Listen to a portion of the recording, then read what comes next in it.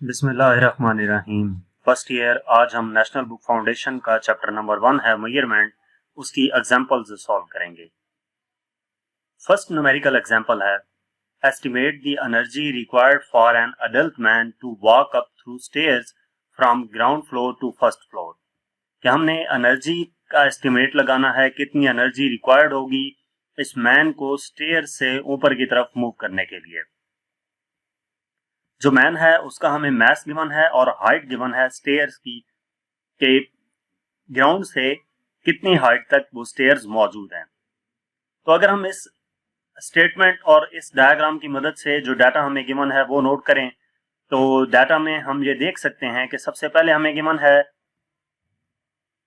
m मास 70 kg, ठीक है, m equal आ गया 70 kg। उसके बाद हमें हाइट गिवन है h 3 मीटर की, और हमने कैलकुलेट क्या करना है, एनर्जी कैलकुलेट करनी है E। तो इसका सोल्यूशन देखते हैं।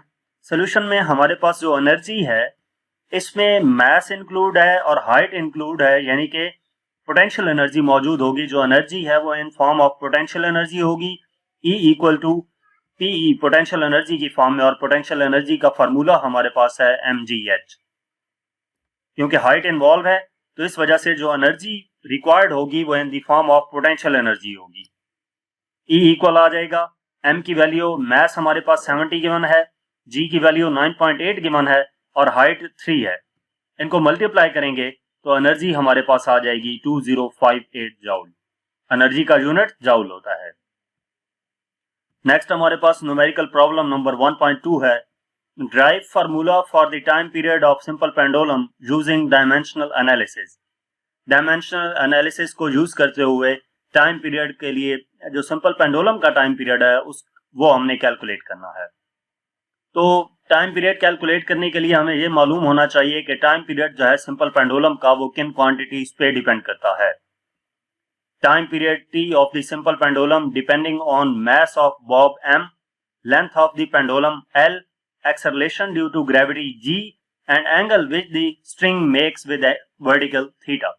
जो सिंपल पेंडुलम हमारे पास होता है, ये आपने 9th में भी पढ़ा है, 10th के फर्स्ट चैप्टर में simple harmonic motion and waves वाले चैप्टर में, और इस चैप्टर में भी, कि टाइम पीरियड जो है वो किन क्वांटिटीज पे डिपेंड कर रहा होता है, मास ऑफ द बॉब पे, लेंथ ऑफ द पेंडुलम पे, एक्सेलरेशन ड्यू टू ग्रेविटी पे, और angle which the string makes with vertical. तो यहां पर भी आपने डायमेंशनल एनालिसिस की मदद से किसी क्वांटिटी का फार्मूला फाइंड करना हो, उसमें आपने उस क्वांटिटी को उन क्वांटिटीज के डायरेक्टली प्रोपोर्शनल लिख देना है जिन क्वांटिटीज पे वो डिपेंड कर रहा होता है, यानी कि T डायरेक्टली प्रोपोर्शनल टू इन क्वांटिटीज की पावर्स ले लेनी है कोई ना कोई, जैसे T proportional to m power A, L power B, G power C and theta power D है। A, B, C and D हमने पावर्स ले ली है इसकी। जब प्रोपोर्शनैलिटी का साइन खत्म किया जाता है तो इक्वल का साइन आता है, यानी कि T equal to K M A L B G C and theta D आ जाएगा। इसको इक्वेशन 1 का नाम दे देंगे। अब हमने क्या करना है कि दोनों तरफ डायमेंशंस अप्लाई करनी है। जब डायमेंशंस अप्लाई करते हैं तो टाइम पीरियड, टाइम की dimension capital T square brackets में आ जाएगा इक्वल टू K कांस्टेंट है, इसकी कोई डायमेंशन नहीं होती, M मास, मास के लिए कैपिटल M स्क्वायर ब्रैकेट्स में इसकी पावर A, लेंथ, लेंथ के लिए कैपिटल L की पावर B, G क्या है, एक्सेलरेशन है, ग्रेविटेशनल एक्सेलरेशन, एक्सेलरेशन की डायमेंशन होती है LT -2, तो इसकी पावर C आ गई। और थीटा जो है, थीटा की डायमेंशन L -1 होती है, इसकी पावर D आ जाएगी। ये G और थीटा और M L जो भी क्वांटिटीज हैं इनकी डायमेंशंस आपको याद होनी चाहिए, ये आपके बुक में टेबल में मौजूद भी हैं। तो T इक्वल आ जाएगा m पावर A, L की पावर B भी मौजूद है, C भी है एंड D प्लस में भी और माइनस में भी, तो L की power B plus C plus D minus D आ जाएगा। और T की पावर कितनी है, -2C, तो T की पावर -2C आ जाएगा। T और कोई किसी जगह पर मौजूद नहीं है। तो क्या किया है, जो बेसेस हैं, जहां जहां पे बेस सेम थी उनकी पावर्स ऐड कर दी हैं इस स्टेप में। तो ये आ जाएगा T equal to m power A, L power B plus C, D minus D 0 हो जाएगा, तो T की पावर -2C। अब हम कंपेयर करेंगे दोनों तरफ कोएफिशिएंट्स को। Comparing the powers of similar physical quantities. पहले हम m के लिए क्वांटिटीज को कंपेयर करते हैं, तो लेफ्ट साइड पे m की पावर 0 है, राइट साइड पे m की पावर a है। लेफ्ट साइड पे m मौजूद नहीं है, तो इसका मतलब है m की पावर 0 है, क्योंकि किसी भी चीज की पावर 0 आंसर 1 होता है। इक्वल टू राइट साइड पे m की पावर a है, तो m पावर a लिख दिया। तो पावर्स को अगर कंपेयर करें तो 0 इक्वल आ गया a के, यानी कि a की वैल्यू 0 आ गई। उसके बाद हम कंपेयर करते हैं टाइम पीरियड के कोएफिशिएंट्स को। t equal to right side पे t है और इक्वल टू लेफ्ट साइड पे t है और राइट साइड पे t की पावर -2c है, तो t की पावर -2c। पावर्स कंपेयर की, यहाँ पे पावर 1 इक्वल आ गई -2c के, यानी कि -2 इधर आकर डिवाइड होता है, तो -1/2 equal to c, c equal आ जाएगा -1/2 के। अब इसके बाद लास्ट हमारे पास l रह गया है, तो l की कोएफिशिएंट कंपेयर करते हैं। लेफ्ट साइड पे l मौजूद नहीं है, तो l की पावर 0 लिख दी, इक्वल टू राइट साइड पे l की पावर b प्लस c है। तो जब पावर्स को कंपेयर किया, 0 इक्वल आ जाएगा b प्लस c के, यानी कि 0 इक्वल टू b -1/2। c की वैल्यू जो -1/2 थी वो यहां पर पुट की, तो इस तरह से b इक्वल आ जाएगा 1/2 के। ये जब तमाम पावर्स आ गई हैं तो इनको इक्वेशन 1 में पुट कर देंगे। Equation 1 becomes t equal to k m a l b g c equal to G C, और थीटा की पावर d भी हम लिख सकते हैं यहाँ पर, लेकिन d की कोई वैल्यू नहीं होगी क्योंकि d की वैल्यू यहाँ पर 0 है, d से कैंसिल हो गया था। तो k m की पावर a से मुराद m की पावर 0, a की वैल्यू 0 आई थी। l की पावर b है, तो l की पावर b से मुराद 1/2, और g की पावर c है, c से मुराद -1/2। तो ये k l 1/2 divided by g 1/2 आ जाएगा। m की पावर 0 तो 1 हो गया, l की पावर 1/2 ऊपर आ गया, और इस पावर को प्लस करने के लिए इसको डिवीजन में ले आए, तो 1/2 ये बन गया k l 1/2 divided by g 1/2। k power 1/2 हो तो उसका मतलब होता है अंडर रूट, यानी कि ये हो जाएगा k √l divided by g। Dimensional analysis does not give information about the value of constant. However, from experiment we know that this constant is 2 pi। कि जो डायमेंशनल एनालिसिस है वो हमें कांस्टेंट की वैल्यू नहीं देता।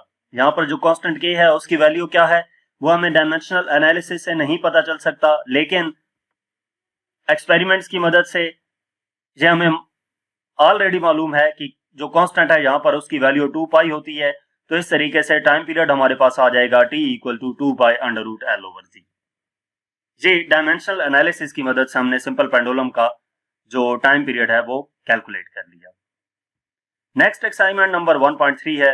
If voltage measured across a conductor is V plus minus delta V equal to 7.3 plus minus 0.1 volts and current is I plus minus delta I equal to 2.73 plus minus 0.05 ampere, find the resistance and uncertainty in it. कि अगर जो voltage measure की गई है conductor में उसकी value, ये जो हमें वैल्यू गिवन होती है V की वैल्यू ये है, यानी कि ये मेजर्ड वैल्यू है, और डेल्टा V यानी कि ये इसकी अनसर्टेनिटी गिवन है, और इसी तरह ये करंट की मेजर्ड वैल्यू है और ये करंट की अनसर्टेनिटी है। तो हमने रेजिस्टेंस और इसकी अनसर्टेनिटी कैलकुलेट करनी है। डाटा हम नोट करते हैं। V हमारे पास 7.3 प्लस माइनस 0.1 वोल्ट है, और I plus minus delta I equal है 2.73 प्लस माइनस 0.05 एम्पेयर के। रेजिस्टेंस एंड इस अनसर्टेनिटी यानी कि R plus minus delta R हमने कैलकुलेट करना है। ये आपने करेक्शन कर लेनी है, R plus minus delta R correct करना है इसमें, ठीक है। तो इसका सोल्यूशन देखते हैं। रेजिस्टेंस कैलकुलेट करने के लिए जब हमें वोल्टेज और I मौजूद है हमारे पास, तो V equal to I R जो ओम्स लॉ है उसके जरिए से R इक्वल हो जाएगा V ओवर I के। V हमारे पास 7.3 है और I 2.73 है, तो ये 2.7 ओम आ जाएगा। मेजर्ड वैल्यूज की मदद से हमने रेजिस्टेंस कैलकुलेट कर ली, अनसर्टेनिटीज की मदद से इसकी अनसर्टेनिटी भी कैलकुलेट करेंगे। ये हमारे पास रेजिस्टेंस आ गई R equal to V over I equal to 7.3 divided by 273, इसको डिवाइड करेंगे 2.73 ओम आ जाएगा। अब हमने क्या करना है, परसेंटेज अनसर्टेनिटी इन V कैलकुलेट करेंगे, उसके बाद percentage uncertainty in I calculate करेंगे, और फिर हमारे पास जो R में अनसर्टेनिटी है वो कैलकुलेट की जाएगी। तो परसेंटेज अनसर्टेनिटी इन V इक्वल होता है, ये हमारे पास फार्मूला है uncertainty divided by measured value multiply by 100%। तो डेल्टा वी की वैल्यू हमें गिवन है 0.1 डिवाइडेड बाय वी की वैल्यू है 7.3 मल्टीप्लाई बाय 100%। तो ये 1.37% आ जाता है, यानी कि अप्रोक्सीमेटली 1% है। इसी तरह परसेंटेज अनसर्टेनिटी हम आई जब कैलकुलेट करते हैं तो delta I over I equal हो मल्टीप्लाई बाय 100%। डेल्टा आई की वैल्यू 0.05 डिवाइडेड बाय आई की वैल्यू 2.73 मल्टीप्लाई बाय 100%, ये इक्वल हो जाएगा 1.83%, यानी कि अप्रोक्सीमेटली 2% है ये। अब टोटल अनसर्टेनिटी इन आर किसके इक्वल होगी? चाहे मल्टीप्लिकेशन हो चाहे डिवीजन हो, अनसर्टेनिटीज परसेंटेज अनसर्टेनिटीज ऐड होती हैं। तो यहाँ पे डिवीजन हो रही है तो इनकी जो परसेंटेज अनसर्टेनिटीज हैं वो सिंपली ऐड हो जाएंगी। 1 + 2% ये इक्वल आ जाएगा 3% के।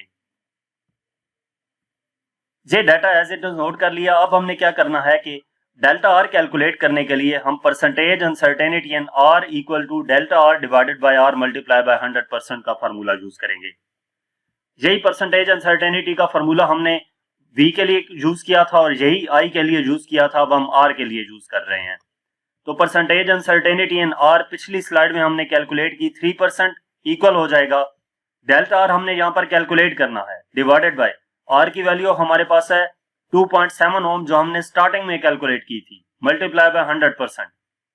परसेंट से कैंसिल हो जाएगा, 2.73 से मल्टीप्लाई होगा और 100 डिवाइड हो जाएगा, यानी कि डेल्टा आर की वैल्यू हमारे पास आ जाएगी 0.08 ओम। तो इस तरीके से R plus minus delta R equal हो जाएगा 2.7 प्लस माइनस 0.08 ओम के। तो ये हमारे पास रेजिस्टेंस जो हमने वोल्टेज और करंट की मदद से मेजर की, उसकी मेजर्ड वैल्यू विद अनसर्टेनिटी हमारे पास आंसर आ गया है। नेक्स्ट न्यूमेरिकल एग्जांपल नंबर 1.4 है। If radius of a circular disc is measured as 2.25 centimeter with uncertainty plus minus 0.01 centimeter, कि सर्कुलर डिस्क का रेडियस जो मेजर किया है वो 2.25 सेंटीमीटर है और इस रेडियस में जो अनसर्टेनिटी है वो 0.01 सेंटीमीटर है। Find its surface area with uncertainty in it. Surface area find करना है और इस सरफेस एरिया में अनसर्टेनिटी कितनी है वो भी बतानी है। तो इसमें हम डाटा नोट करते हैं। रेडियस ऑफ सर्कुलर डिस्क यानी कि आर की वैल्यू 2.25 सेंटीमीटर है। अनसर्टेनिटी जो इसमें है डेल्टा आर 0.01 सेंटीमीटर है। Find its surface area, area हमने कैलकुलेट करना है विद अनसर्टेनिटी इन इट, यानी कि A plus minus delta A calculate करना है। तो इसका सोल्यूशन देखते हैं। सबसे पहले हम एरिया कैलकुलेट करेंगे, फिर जो अनसर्टेनिटी है उसमें वो कैलकुलेट करेंगे। तो एरिया कैलकुलेट करने के लिए सर्कल का एरिया फाइंड करने का फार्मूला है पाई आर स्क्वायर। सर्कुलर डिस्क है ना, तो हम यहाँ पर एरिया फाइंड करने के लिए जो फार्मूला लगाएंगे वो सर्कल का एरिया फाइंड करने का फार्मूला है A equal to pi R square. A equal आ जाएगा, पाई की वैल्यू 3.14 होती है, इनटू आर हमारे पास 2.25 होता है, इसका स्क्वायर आ जाएगा। इसको मल्टीप्लाई करेंगे तो एरिया आ जाता है 15.89625 सेंटीमीटर स्क्वायर, यानी कि इसको राउंड ऑफ करें तो 15.90 सेंटीमीटर स्क्वायर आ जाता है। ये हमारे पास एरिया आ गया। अब हम इस रेजिस्टेंस का परसेंटेज अनसर्टेनिटी कैलकुलेट करेंगे, उसके बाद एरिया में जो अनसर्टेनिटी है वो कैलकुलेट करेंगे। तो रेजिस्टेंस की अनसर्टेनिटी कैलकुलेट करने के लिए फार्मूला यूज करेंगे percentage uncertainty in R equal to delta R divided by R multiply by 100%। Percentage uncertainty in R equal हो जाएगा, डेल्टा आर की वैल्यू हमारे पास 0.01 है डिवाइडेड बाय आर की वैल्यू 2.25 है मल्टीप्लाई बाय 100%। इसको सिंप्लीफाई किया तो percentage uncertainty in R equal आ गई 0.4% के। ये आर में अनसर्टेनिटी आ गई है। अब हम percentage uncertainty in A calculate करते हैं, तो उसके लिए हमें ये करना होता है कि उसके फार्मूले में हमने देखना होता है कि कौन सी क्वांटिटीज मौजूद हैं। पाई कांस्टेंट है, उसको छोड़ दें, पीछे रह गया आर स्क्वायर। जब पावर हो तो पावर पहले आ जाती है, मल्टीप्लाई होती है आर की अनसर्टेनिटी से, यानी कि 2 multiply by uncertainty of R. तो ये percentage uncertainty in A equal होगा 2 multiply by uncertainty in R, percentage uncertainty in R, तो ये 0.8% आ जाएगा। पावर पहले लिख दी, 2 पहले लिख दिया, मल्टीप्लाई बाय आर की परसेंटेज अनसर्टेनिटी 0.4 आई है, तो ये अनसर्टेनिटी इन ए इक्वल आ जाएगा 0.8%। हमें डेल्टा ए चाहिए, तो डेल्टा ए कैलकुलेट करने के लिए यही फार्मूला ए के लिए यूज करेंगे, यानी कि percentage uncertainty in A equal होगा delta A divided by A multiply by 100%। Percentage uncertainty in A हमने कैलकुलेट की थी 0.8%, ये इक्वल होगा delta A divided by A हमने कैलकुलेट किया 15.90 मल्टीप्लाई बाय 100%। परसेंट से कैंसिल हो जाएगा, 15.90 इधर जाकर मल्टीप्लाई होगा और 100 से डिवाइड किया जाएगा, यानी कि डेल्टा ए हमारे पास आ जाएगा 0.13 सेंटीमीटर स्क्वायर। तो ये फाइनली ए प्लस माइनस डेल्टा ए इक्वल आ जाएगा 15.90 प्लस माइनस 0.13 सेंटीमीटर स्क्वायर, यानी कि A plus minus delta A equal आ जाता है 15.90 प्लस माइनस 0.13 सेंटीमीटर स्क्वायर। तो ये हमने रेडियस जो जिस सर्कुलर डिस्क का हमें गिवन था और उसकी अनसर्टेनिटी गिवन थी, उस सर्कुलर डिस्क का एरिया और अनसर्टेनिटी उसमें कैलकुलेट कर ली।